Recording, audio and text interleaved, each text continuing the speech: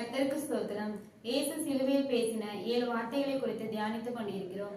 அதில் 2வது வார்த்தையை பற்றி தியானிக்க இருக்கிறோம். இயேசு அவனை நோக்கி, இன்றைக்கு நீ என்னுடனே கூட பரதேசில் இருப்பாய் என்று மெய்யாகவே உனக்கு சொல்கிறேன் என்றார்.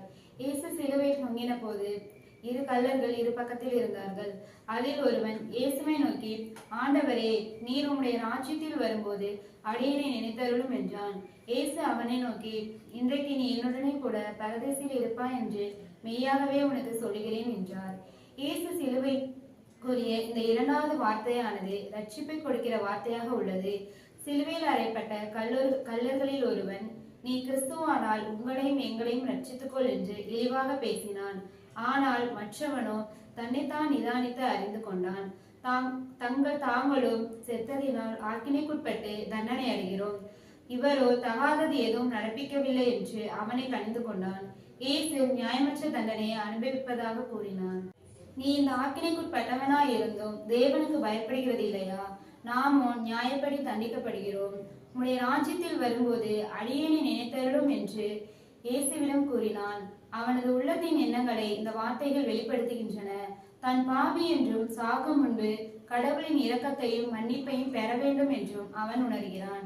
மேலும் இயேசு குற்றவாளியாக மறிக்கவில்லை என்பதையும் மனுக்குலத்தின் பாவத்திற்காக மறிக்கிறான் என்பதையும் இவன் புரிந்து கொண்டான். அது மட்டுமல்லாமல் இவர் அற்றவர் என்றும் சிலுவையில் மறிக்கிற அவர் ஒரு நாள் அரசாளுவார் என்றும் அவரோடும் கூட தானும் இருக்க வேண்டும் என்றும் விரும்புகிறான். பரலோக ராஜ்யத்தின் அதிபதி என்பதை இவன் உணர்ந்தான். இந்த கள்ளனின் மனதில் இயேசு பாவத்தை சுமந்து தீர்க்கிற தேவ ஆட்டுக்குன்று என்றும் அவர் ஒரு இரட்சகர் என்றும் மரணத்திற்கு பின்பு ஒரு வாழ்க்கை உண்டு என்றும் நம்புகிறான்.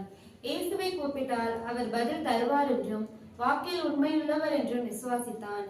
இயேசுவை அறிவதே நித்திய ஜீவன். இவர்கள் இருவர் பேசுவதை இயேசு அமைதியாக கேட்டுக்கொண்டிருந்தார். இவர்கள் இருவருக்கும் நடையில் அவர் நியாயந்தீர்க்கிறவராய் இருக்கிறார். இயேசு தம்மிடத்தில் வருகிற யாவரையும் புறம்பே தள்ளாதவராய் இருக்கிறார். அது மட்டுமல்லாமல் உறுதிப்படுத்தும் விதமாக மெய்யாகவே உனக்கு சொல்லுகிறேன் என்ற வார்த்தையை பற்றி பார்ப்போம். யூதர்களை வெறுத்து ஒதுக்கப்பட்ட சமாரியர்களை நேசித்து அந்த கிராமத்தை ஆயத்தப்படுத்தினார். பரிசேயன் வீட்டில் பந்திருந்த பாவியான ஒரு பெண் இயேசுவின் பாதத்தை கண்ணீரால் நனைத்து தலைமயிரினால் அவருடைய பாதத்தை துடைத்த போது ஒரு தகப்பனை போல மகளே என்று அழைத்த அவருடைய மன்னிக்கும் அன்பையும், தன்னை காட்டிக் கொடுத்த யுவதாசை சிநேகிதன் என்று அழைத்த அன்பையும் பார்க்கிறோம். தன்னை 3 தர மறுதளித்தவனை மன்னித்து அவனிடம் தன்னுடைய ஊழியத்தை ஒப்படைத்ததை பார்க்கிறோம். யார் யார் தன்னுடைய தவறை மனமருந்தி அறிக்கை செய்கிறார்களோ, இயேசு அவர்களுடைய பாவங்களை தம்முடைய இரத்தத்தால் கழுவி பரிசுத்தப்படுத்தி அவர்களை நீதிமானாக்கி பரலோக ராஜ்யம் அழைத்து செல்வார். அவர்களுடைய துக்கம் சந்தோஷமாக மாறும். நித்திய வாழ்வு, அதாவது மரணமில்லாத வாழ்வு கிடைக்கும். இருளில் வாழ்கிறவர்களுக்கு ஒளியாய் இருப்பார். நாமும் நம் பாவ மன்னிப்பை பெற்று பரலோகத்தில் உள்ள ஜீவ விருட்சத்தின் கனியை புசிக்க வாஞ்சித்தவர்களாக இருப்போம். இயேசு கூறிய அந்த 2வது வார்த்தை கள்ளனுக்கு கொடுத்த ரட்சிப்பை காட்டுகிறது. ஆமீன். இதை பார்க்கிற யாராவது உன்னத நேசரின் அன்பை இழந்திருப்பீர்களானால் அவர்களுக்கு சந்தோஷத்தையும் சமாதானத்தையும் ரட்சிப்பையும் கொடுக்க தேவன் வல்லவராய் இருக்கிறார். இப்பொழுது ஜெபிப்போம்.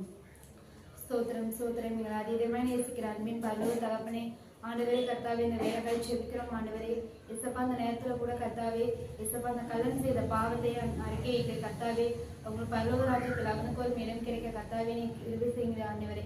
ஏசப்பா ஆண்டவரே, நாங்களும் எங்களுடைய பாவங்களை அறிக்கையிடுகிறோம் தகப்பனே. ஏசப்பா, இங்க இந்த உலகத்துல எவ்வளவு பேர் இருக்காங்க ராஜா. ஆண்டவரே, அவங்க ஒவ்வொருத்தரையும் இந்த கருத்துல ஒப்பு கொடுக்குறோம் ஏசப்பா. ஆண்டவரே, அவங்க ஒவ்வொருத்தரும் ரட்சிக்கப்படும்படியே செபிக்கிறோம் தகப்பனே. அநேகர் உங்களை தெரிந்து கொள்ளாத ஜனங்கள் இருக்காங்க ஏசப்பா.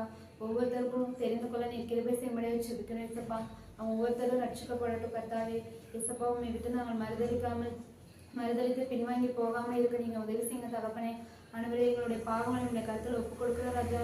ஏசப்பா, எங்க ஒவ்வொருத்தர் பாவங்களையும் மன்னித்து நீங்க ரட்சிக்கப்படியே செபிக்கிற ஏசப்பா. நாங்கள் கர்த்தாவே ஏசப்பா, உமக்காக ஊழியம் செய்ய நீங்க கிருபை செய்யும்படியே செபிக்கிறோம் ஆண்டவரே. பலப்படுத்துங்க, சுகப்படுத்துங்க. இயேசு கிறிஸ்துவின் இருக்கிறோம் ஜீவனுடன் நல்ல பிதாவே. ஆமென்.